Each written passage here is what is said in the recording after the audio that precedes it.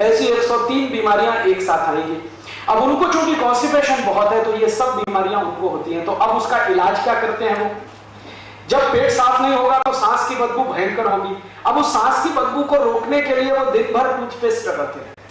हमारे देश में अब मुझे ये समझ में आने लगा है कि किसी भी भारतीय नागरिक को चिकित्सा सुविधा की जरूरत नहीं है, चिकित्सकीय ज्ञान की जरूरत है। हेल्थ फैसिलिटीज नहीं चाहिए, नॉलेज चाहिए।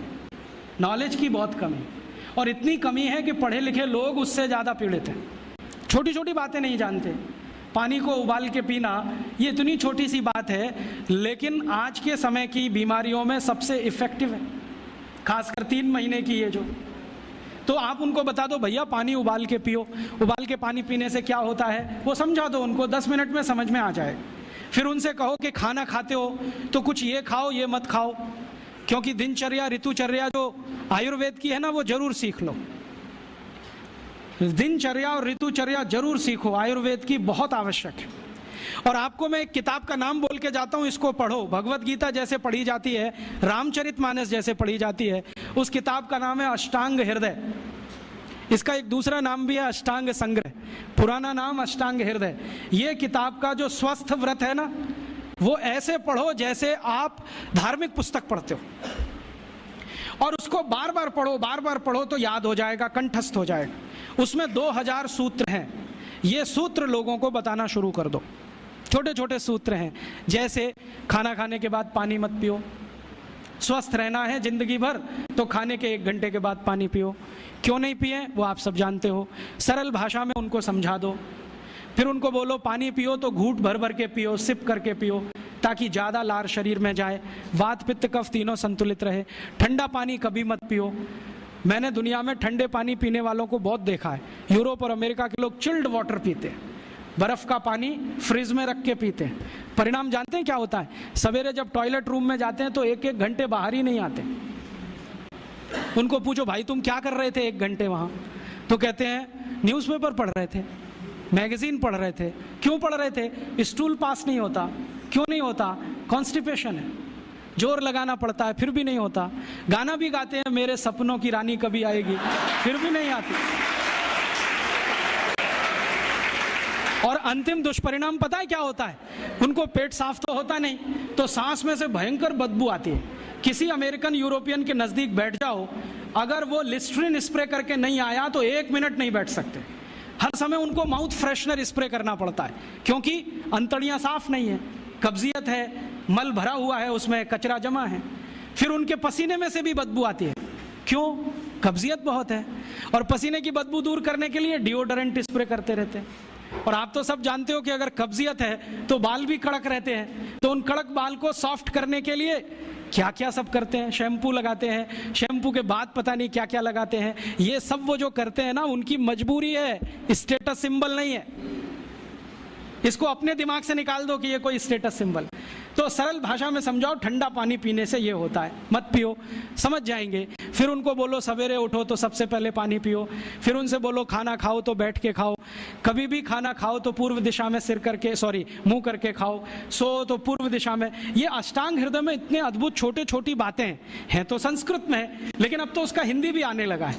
तो हिंदी ले लो, हिंदी वर्जन ले लो, इसको पढ़ो, बार बार पढ़ो, और ये जाके गाँव में सबको बताओ। फिर उनको कहो देखो ये तो है स्वस्थ रहने के लिए, अब तुम बीमार पड़ो तो बताओ तुम्हारी बीमारी क्या है। ये बीमारी है तो ये दवा है, ये बीमारी है तो ये दवा है। और मेरा आपसे एक निवेदन जरूर है कि अगर आप होम्योपैथी से भी इलाज करो तो उसकी मूल दवा जरूर बता दो। उनको ये ग्रीक और रोमन नाम में मत फंसाओ।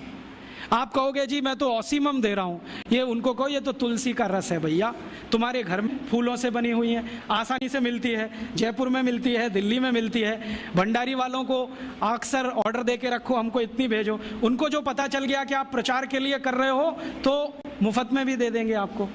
तो इस तरह से आप गाँव गाँव जाओ, छोटे छोटे शिविर लगाओ, गाँव वालों को इकट्ठा करो। गाँव वाले बहुत दुखी हैं, शहर वाले भी दुखी हैं। वैसे तो वो दुखी हैं, इसका यही सबूत है कि रामदेव जी आए जयपुर में सवेरे 4 बजे तो सब लोग पहुंच जाते हैं वहाँ। पैसा भी देते हैं, समय भी देते हैं। और 4 बजे रामदेव जी कहें टांग ऊपर उठा लो तो उठा लेते हैं, कहें सिर नीचे कर दो तो कर लेते हैं, ऐसे कर लो तो कर लेते हैं। क्यों? परेशान है, दुखी है, शरीर उनका साथ नहीं दे रहा है।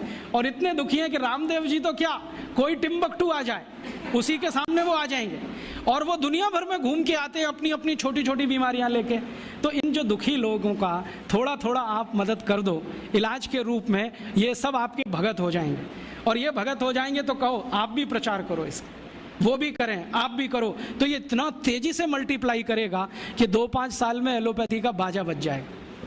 और बजा देना है अपने को, हाँ, ये संकल्प लेके चलो कि इनका बाजा हमको बजाना है।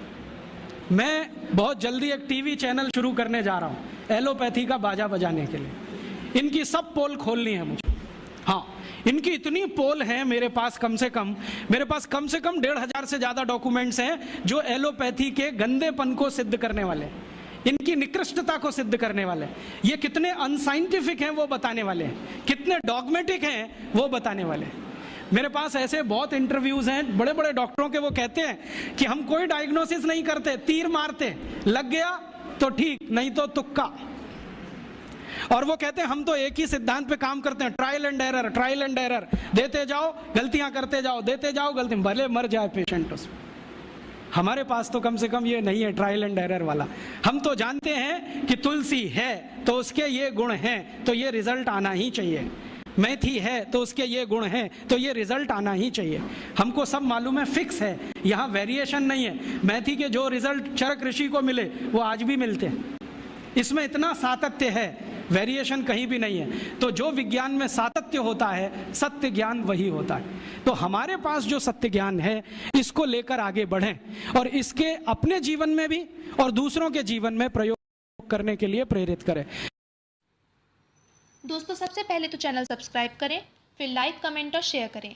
और हाँ, हमारा एंड्रॉयड ऐप डाउनलोड करना ना भूलें।